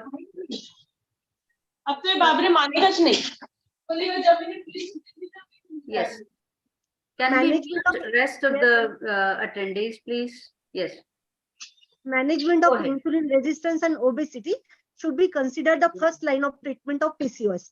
As already discussed, exercise, then again diet, and menstrual irregularities have to be covered with first progesterone withdrawal bleeding, and again this is the first line. Progesterone withdrawal bleeding is the first line. She is getting her menses. So there is no question of getting her menses. So we don't have to give her progesterone for withdrawal. She's getting 50 to 60 every 50 to 60 days. So Dr. Jaya, welcome. I could see you just now. So we want to hear from you. How will you assess her for hirsutism? What hormone you will be evaluating, and how do you go ahead with the management? And we have to assess her for androgenism, hyperandrogenism. We can do free insulin, DHEAs, free testosterone level. Then for hyperglycemia or insulin resistance that she has, we can go for glycosylated hemoglobin, and also we can go for free insulin levels. Then fasting sugar we can do. Then we can go for free androgen index, and she may be having hyperlipidemia. So for that also we can evaluate her. Yes, but we don't have to take it for granted that she has PCOS only. Whenever the girl shows signs of hyperandrogenism, we have to rule out the other causes of hyperandrogenism. And because the androgen comes from ovary, adrenal glands, and other external factors, maybe even the fatty adipose tissue as well. So you have to think of all the conditions, and that is how you have to evaluate her. Maybe the serum androgens, total and free testosterone, DHEAs, and dihydrotestosterone, and the free androgen index. And along with that, 17-hydroxyprogesterone ACTH levels, even the pre-cortisol and the dexamethasone suppression test, whether it to know whether it is of adrenal origin. That is how you have to evaluate. Now, suppose this patient has got hirsutism. All of you agree to this? Okay. So how would you go ahead with the management of this patient? Can we have some opinion from Dr. Riddhi? Yes. So, madam, about this case, earlier when we had seen her, she was PCOS at risk. Now, either she has definitely, so after doing all the investigations, we do need to rule out PCOS or anything else. As long as she is PCOS and her androgens are normal, then to treat her irregular cycle. So there are two parts to this. One will be a hormonal and the other will be a local or a non-hormonal management for her hirsutism. So she has, say, androgens are normal, but she does have clinical hyperandrogenism. So for this, we would like to give her a OC pill. Probably a drospirenone containing would be my choice to also balance her irregular cycles. And for the local treatment, I will ask the patient to do whatever is comfortable for her. We do tell her that, see, lasers would be preferable later on in long term, but a pre-androgen treatment, anti-androgen treatment would actually make her lasers more effective later on. And if her androgens are high, then I would like to, along with balancing her with a COC, I would also like to add anything like a finasteride, so as to maintain or so as to benefit her for her later hair growth. Correct. So first and foremost, you have to differentiate whether it is hyperandrogenism of ovarian origin or adrenal. So if it is ovarian origin, then you have to give for the ovarian androgen suppression, what we have been giving, COCs and high dose progesterones. If it is adrenal origin, then you have to go for dexamethasone, right? And of course, in addition to this, when you are aiming at weight loss and also you find that she's got excessive fatty tissue, the adipose, then you have to go for spironolactone, cyproterone acetate as well. So what is the role of metformin along with all this? What do you feel? So metformin is excellent as a insulin sensitizer. And I think it is a time-tested medication that really works well for these women. They also, so it works with various ways. When we give metformin, I think the biggest apprehension is anybody will tell them, even the pharmacist will tell them, "Ye to diabetes ka dawai hai. Is it diabetes that you have? She's such a young girl, usko kaise diabetes ho sakta hai?" So first thing when you prescribe, you tell them that, look, it is actually to make sure that this insulin resistance goes down and your ovaries start working better towards your hormones. So that is one medication. And nowadays also we have the benefit of the inositols. For these young girls, where inositols are also working very well as an insulin sensitizer. Yes. So now, first and foremost, weight reduction, optimizing her BMI. That is the best possible treatment you can have. So dietary modification and active physical exercise, the way we have discussed. If that leads to weight reduction, maybe 5 to 10% of weight reduction is all that is necessary or sufficient. If it doesn't, then you have to go for the medication. And then what are the advantages of this weight loss? It improves your insulin resistance. So that's the reason it reduces the insulin levels also. So the hyperinsulinemia, which in addition leads to increase in the hyperandrogenism or the manifestations of hyperandrogenism, that also comes less. Because you have this weight loss and decrease insulin resistance, you have increased levels of SHBG, that itself reduces the pre-androgen levels. So the clinical manifestations of hyperandrogenism are also less. That is how all these things help. So do we have Dr. Rakhi here? Dr. Rakhi Singh? No? So can somebody discuss about the medical management? Suppose yes, Rakhi, we can see you.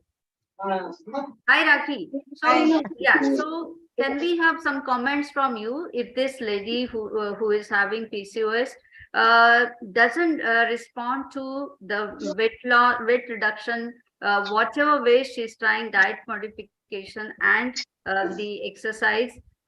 Suppose that doesn't lead to a reduction of weight by 5 to 10%, what would be the medication of choice and how do you decide that? As rightly said by Riddhi also and the others all, we need to start on metformin, and counseling of metformin is one thing which would help her at a greater length. Adding on a little amount of insulin resistance drugs like inositols or metformin does wonders, even though the weight reduction may not be there immediately. To a certain extent, it helps to boost the patient up, because these patients are definitely tired of doing vigorous exercise and reducing the weight. And we as a physician, we keep on telling them, you reduce weight, it is really difficult for them to reduce. But we need to counsel them also, in the other hand, telling that little amount of weight loss also, just a 5 to 10% would do wonders for them.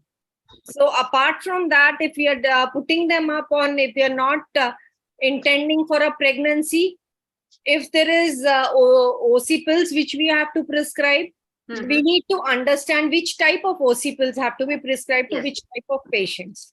Though none of the OC pills have one over the other benefit to a greater extent. But when we talk about which to whom, it would be like if it is a milder to moderate form of a PCOS, we can prescribe any of them. But if the patient is having hyperandrogenism type of symptoms, that is hirsutism is more in those patients. In that patients, we can put the patient on cyproterone acetate, which is the anti-androgenic type of it. That would do wonders for them. But whereas in the other hyperandrogenic patients where acne is more, we need to put them up on drospirenone type of pills. And we can always add on the other modalities of anti-androgens like spironolactone, all the others for add-ons for these patients, because these patients definitely would have certain amount of depression, and they have their body image issues to a greater extent. And we should always tell them, if there are hirsutism and acne is a grade 3, grade 4 of it, then please do consult the dermatologist and get your beauty treatment done, or use mechanical methods to get rid of it. That would do wonders for their self-immunity boosting and self-image boosting for them. Perfect. So very well sum up, I think, Dr. Rakhi, and definitely I'm sure the panelists have been benefited by her opinion. And I would just say that, cyproterone acetate, how does it act? It first decreases the ovarian synthesis. It also blocks the intracellular androgen receptors, and it also improves the hepatic clearance. So, the synthesis is less, the effect is less, and clearance is more. That is how at all levels the cyproterone acetate acts, and that is how it is very advantageous if you really want to have the benefit in cases of hyperandrogenism. So, Dr. Nanda, coming back to you once again, how do you correlate this hyperandrogenism with insulin resistance? Insulin resistance is almost always seen in PCOS, we can say. And so because of insulin is found in hypothalamus, that is, it is found in brain, it is seen, but still it is a mystery, like how the insulin is present in the brain and whether there are glucose sensors or not. So there is alteration in the HPO axis, wherein you see there is increased release of LH, which is responsible for secretion of the androgens from the ovary. The FSH helps in secreting the estrogens, and the LH is responsible for secretion of the androgens from the ovary. And so this, as in the PCOS, the androgens are more because of LH is high in these patients. Therefore, there is hyperandrogenism. And also insulin is responsible for formation of release of sex hormone SHBG binding globulin.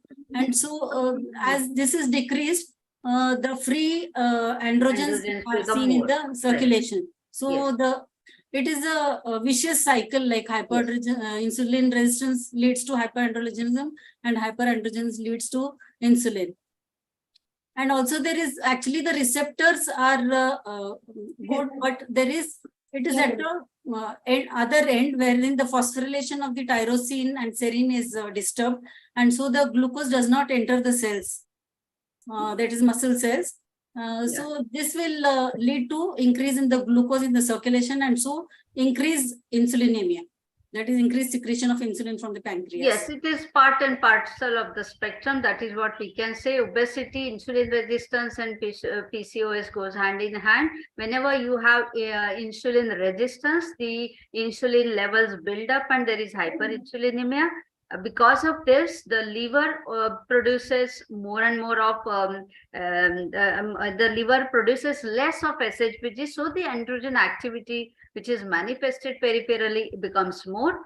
Whenever you have hyperinsulinemia, the liver, the insulin-like growth factor binding protein also decreases. So you have more of insulin free, and this in total builds up, and then that gives you, hyperinsulinemia once again. Because of this, there is more and more of LH, and that leads to the ovary theca cell hyperplasia, annulation, and hyperandrogenism. So all of you are well versed with these images of so what insulin sensitizers, I think we have already discussed this, so we will skip this. Metformin, inositol, and N-acetylcysteine. This is also a very good insulin sensitizer, though it is primarily a powerful antioxidant. It has, activity on the insulin secretion in the pancreatic cell.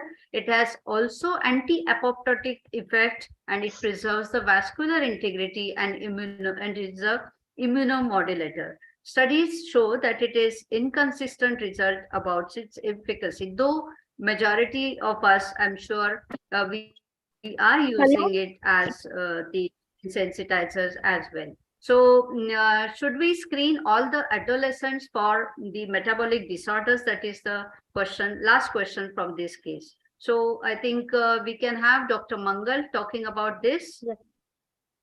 Should we screen all the adolescents for metabolic syndrome?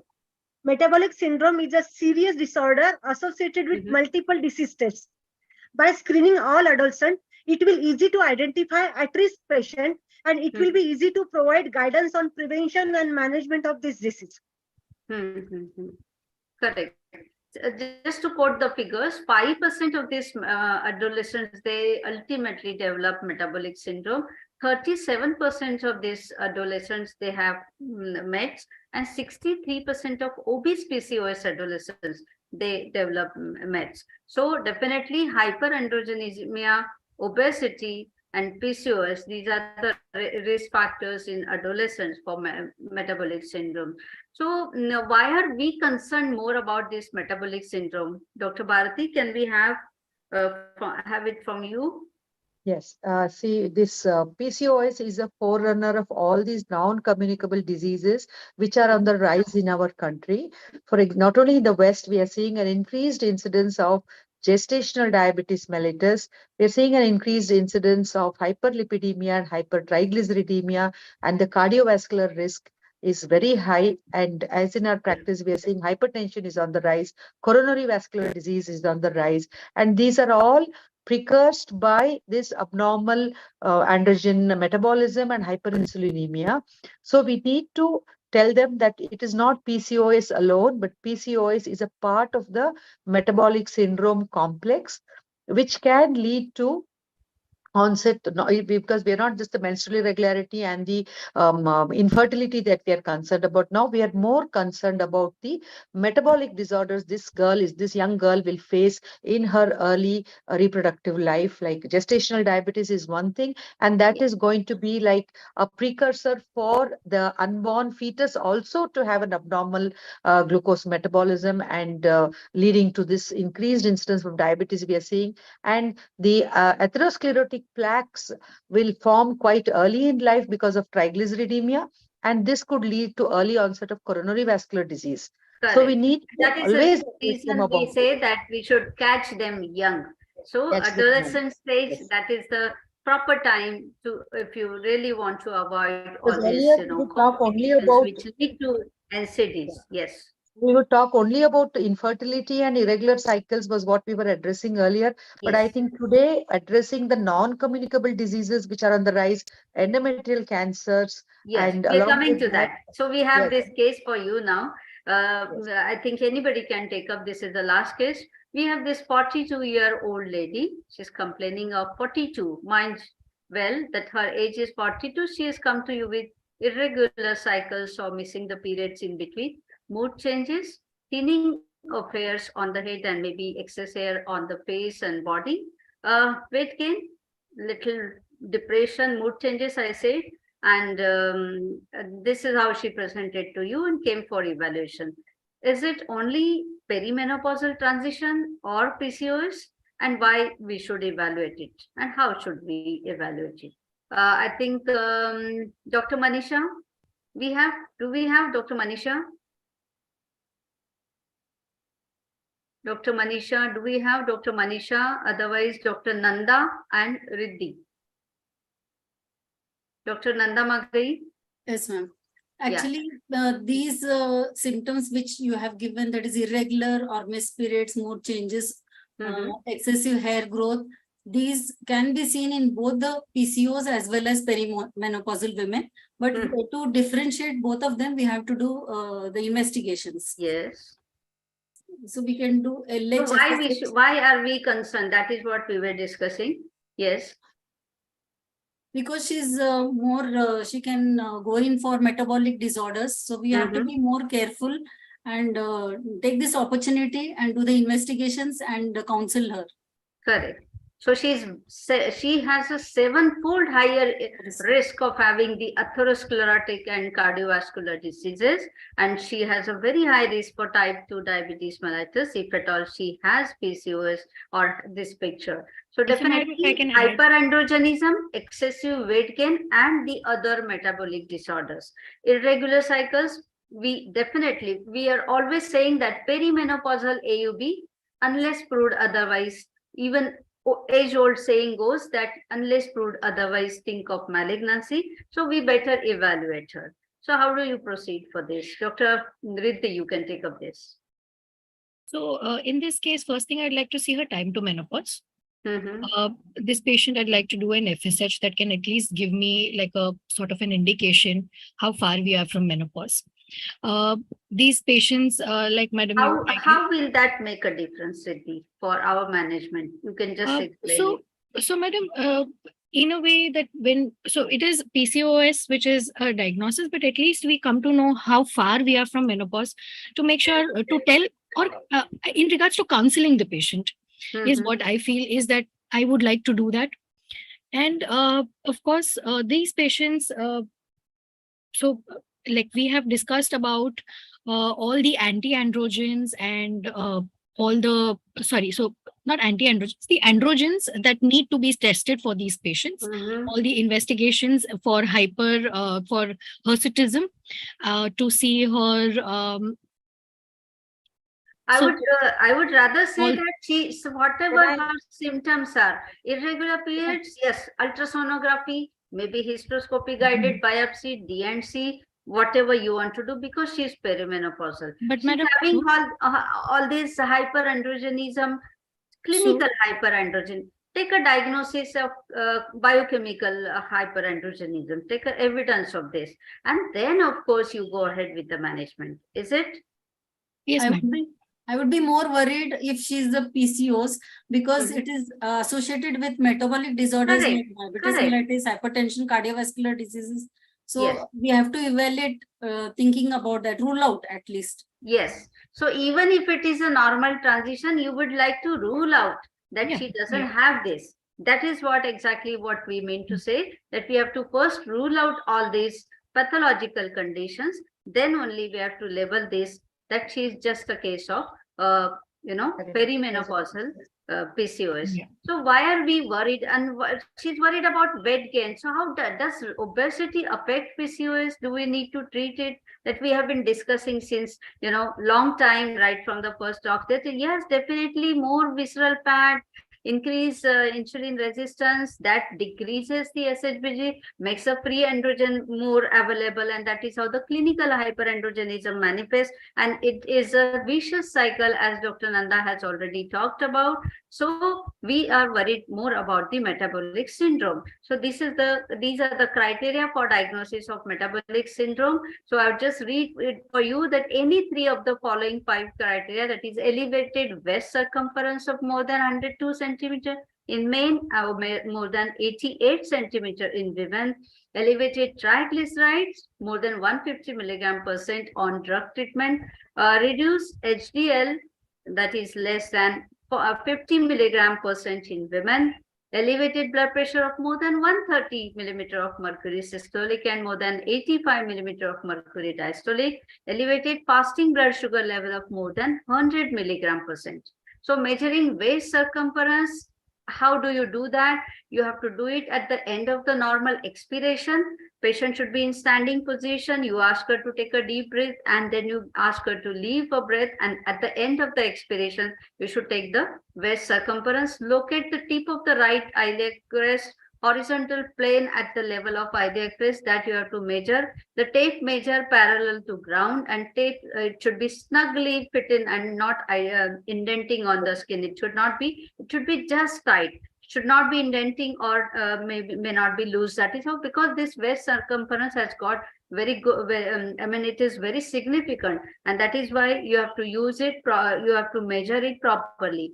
So what the message from this case, only message I would say from this case, that just don't think of a normal transition or perimenopausal changes. But before labeling her as normal transition, we have to rule out all these things. Then only as a diagnosis of exclusion, we should label. Suppose she comes it to be as PCOS, then of course we have to advise her whatever dietary modification, active physical exercise, optimizing her BMI. We have to incorporate the cardio and the strength training, muscle weight training, also get enough quality of sleep. I'm sure all of you know that perimenopausal women do not sleep properly. That also adds to her risk. Try hormonal birth control pills if at all you have ruled out any other pathology from the uterus, ovaries, and diabetes if at all she has medication and hormonal therapy. So these are the goals of the therapy. I would just ask Dr. Add a Rathi. point. Can I add?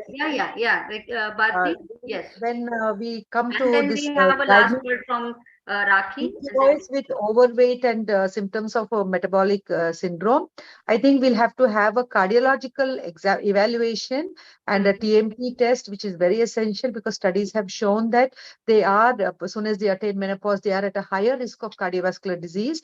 And then whether they have any obstructive sleep apnea, we'll have to do a rule out because that is a precursor of coronary vascular disease. And the other thing is whether the fatty liver is a precursor for steatohepatitis, which can also be a problem for this. So these three things in this perimenopausal age, I think we need to evaluate also. Correct. So I think we conclude by the message from Rakhi. You can, I would just like to congratulate Dr. Rakhi Singh because she has come up with the beautiful posters in her tenure as committee chairperson for endocrinology committee, FOXY. And yes, Dr. Rakhi, can we have the last message from you for the goals of therapy in PCOS spectrum? Do we have Dr. Rakhi here? Unmute, Dr. Rakhi, please unmute. Thank you, Sneha ma'am. As it is PCOS, we know that it is a multifaceted disease involving many specialities. It is not one-man army show what we need to do. We need to understand that we have to work in conjunction with the other specialities also in the interest of the patient to a certain extent. Let it be the general practitioner or the gynecologist or the physician or the dermatologist. The mental health is very important to be addressed. The dietitian is one of the most important person to be addressed.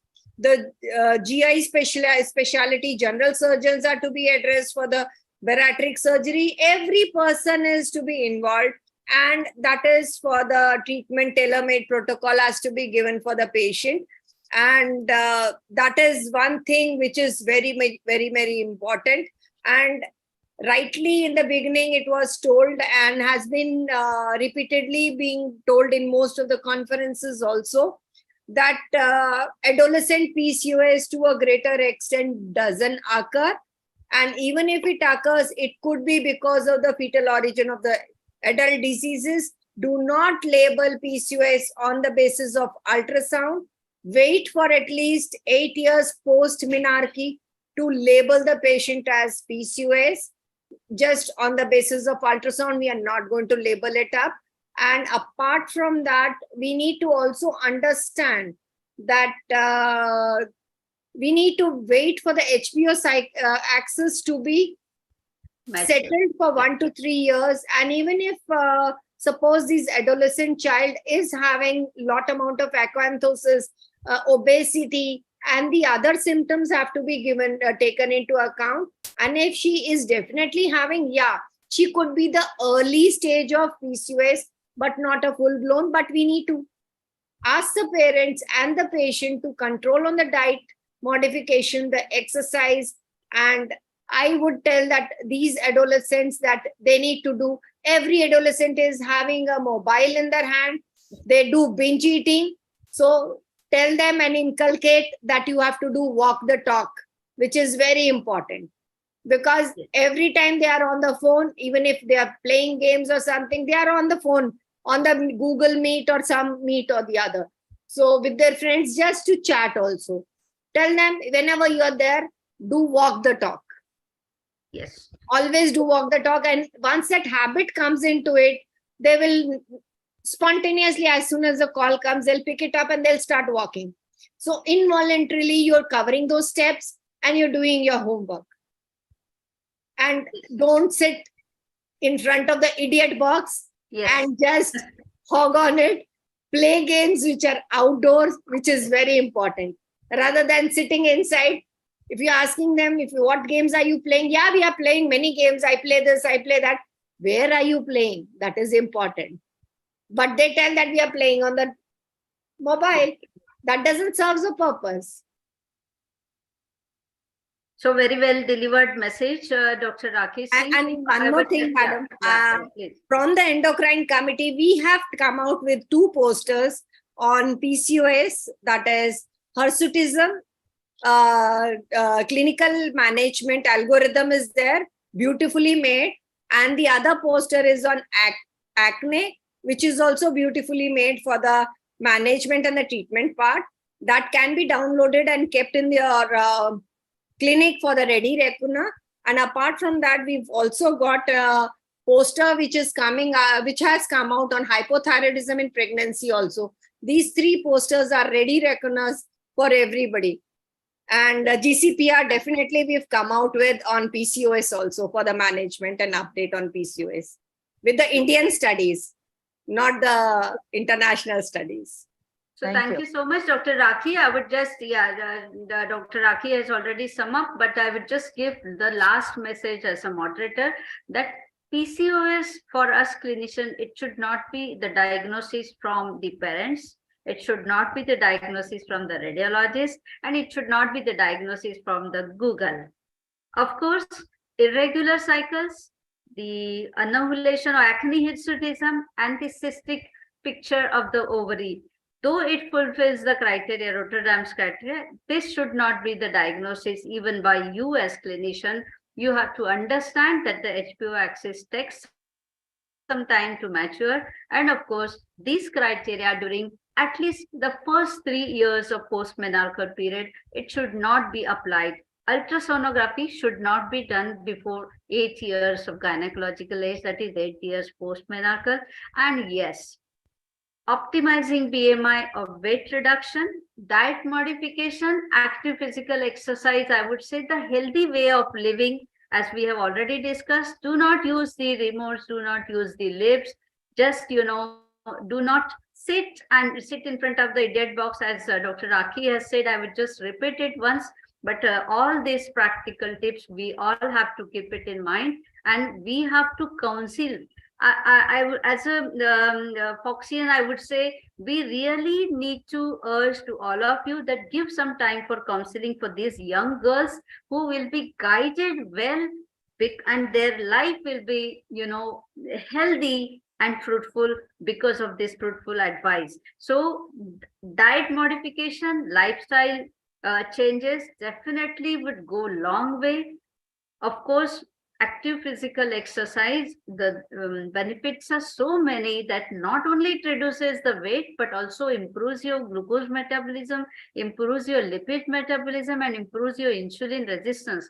That is the best thing to do. That's what I would say. And of course, catch them young. That is the message from my side, that you have to diagnose the young girl if they are having PCOS, because it's not only the irregular cycles, acne, hirsutism, their looks or fertility, but it's the long-term complications we have to think of. And you are the one who can save them from that. So thank you, all the excellent panelists. Thank you, my dear friend, Dr. Rakesh Singh, as an expert. And over to you, MOC. And I once again thank Dr. Monica, who's such a darling, organizing all this program. Thank you so much. Over to you, Thank you, Monica. Sneha. And I would like to give a message. We've coming out with the CMEs on clinical AHA series, which is there, which the CMEs have been organized in different cities with the AHA series. That is the algorithm for the hirsutism and acne management. That program is running in the various cities of India, districts, Foxy societies. So if anybody is interested, just let me know so that we can arrange for that. Sure, Dr. Lucky, I'll get in touch with you. Okay. Sure, ma'am. Thank you for the wonderful initiative. Thank you, Sneha ma'am and Rakhi ma'am, for an excellent moderation. I thank all the panelists, Magai madam, Bharti madam, Riddhi, Mangal Rathi madam, Manisha Vasade ma'am, for joining in and sparing your valuable time for this panel discussion with a lot of take-home messages. Pratibha, are you there? Excellent conduction by Dr. Sneha ma'am, and thanks for the inputs by Rakhi ma'am. Thank you, my dear. And thank you on behalf of the panelists for giving us an opportunity. Thank you so much, madam. Thank you, ma'am. Thank you to Thank you, everyone. Monica. Thank you, Dr. Monica, Sneha ma'am, and Rakhi ma'am. Thank you so much. And just if I can say one last thing, ma'am, since I'm representing the youth brigade here, I think we're forgetting this whole social media. Like such a big, I think now plays a part in the life of every single teenager, right from teenage. I think even before teenage years, they have a phone in hand, and I think screen time and how much and what kind of things they are seeing, and now everything is available to them at fingertips. So I think instant gratification, right from Zomato, Swiggy, ordering food in-house to not even having to go out for anything at all, no physical activity. I think I just wanted to say that yes, social media and also the internet per se. I think we should also, as clinicians, be very sympathetic towards these young girls and actually just try and explain and take out time to listen to them as well. Thank you. Thank you. Very Thank you, rightly Riddhi. said, Riddhi. Bharti ma'am, do you want to I say thank something? Dr. Monica and Dr. Sneha and Dr. Rakhi for the excellent panel. I would like to thank the entire AMOG Society and the Public Awareness Foxy Committee for giving me the opportunity. And Dr. Riddhi, your message is very well taken. But I think somewhere down the line, maybe we clinicians don't have the time to spend so much time on social media. But if you just observe wherever you are in the airport or in the dining hall or wherever in a conference, I think they are exposed to this exposure of what all of us are hanging on to our phones, all of us are checking our mails, all of us are checking our WhatsApp, and I think these young children are somewhere following us. So I think we need to set an example, like Dr. Pratik said, that we clinicians have to see that we have at least an optimum weight, do some exercises, have a positive outlook so that they follow us. Otherwise, it becomes very difficult. They'll say, doctor, you are holding on to your phone. When they see us, or their child will say, Mama, you're on the phone, you're on the TV always. Why are you on? This is what, if you have a teenage child at home, you will always get these questions from them. I think we have to lead by example. Yes, thank you so much, all of you. And thank you for always loving me. Please keep loving me and showering your blessings as always. And yes, I request all of you to support me this year. As you all know that I have already declared my candidature for Vice President Foxy from Wales Zone. Thank you so much. Yeah, ma'am, we are all with you. Thank you so much. Pratibha, can you give the official vote of thanks now? Riddhi, I had one patient today who told me I have done a lot of research and I've come and I don't want OC pills because I will not get pregnant again. I said, what research are you talking about? She said, okay, I have seen 1, 2, 3, 4, 5, 10 videos. She told me. I said, please That's keep the called phone the outside and then come back to What my is room. that is called the idiot syndrome, Yes, internet derived information obstructing treatment. Tell her you have the idiot syndrome. I have told her that, ma'am. Yes. Pratibha ma'am. Pratibha, unmute yourself. Pratibha, unmute yourself. Unmute. Okay. I thank Dr. Sneha Bhuya madam, Dr. Rakhi madam for conducting this panel so beautifully and for having inputs from all the panelists. All were very comfortable and it was a good discussion. We have very good take-home messages. Thank you so much, madam. We look forward to meeting you very soon again. The PCO webinar has been very informative. It has given us practical tips on how to lose weight and give practical points to our patients as well. So I thank all the esteemed faculties for today. Thank you, Monica, for making me a part of this webinar. Thank you so much. Thank you and good night and stay safe. So much. Thanks. Thank you so much. Thank you so much. Bye. I thank Walter Bushnell and Mr. Sachin Namte sir for taking this initiative and being our academic partner. Thank you so Thank much. you very much, ma'am. Thank you. Thank you, Yes, Monica yes. ma'am. Thank you, Pratibha Yeah, ma'am. thank you. Bye-bye, Thank you, Rakhi. ma'am. Bye, good night. Ma'am, with our permission, can we close this? Monica ma'am. Thank you, Walter Bushnell, for the academic grant. Always Thank you, welcome, Sneha ma'am. ma'am. Thank you, Madhe ma'am. Thank you, Monica. Can we stop this now? Yes, we can stop. Pause the recording. Yes. Thank Bye-bye. you. Dr. Maz, please close this. Okay, thank you. Thank you, Dr. Maz.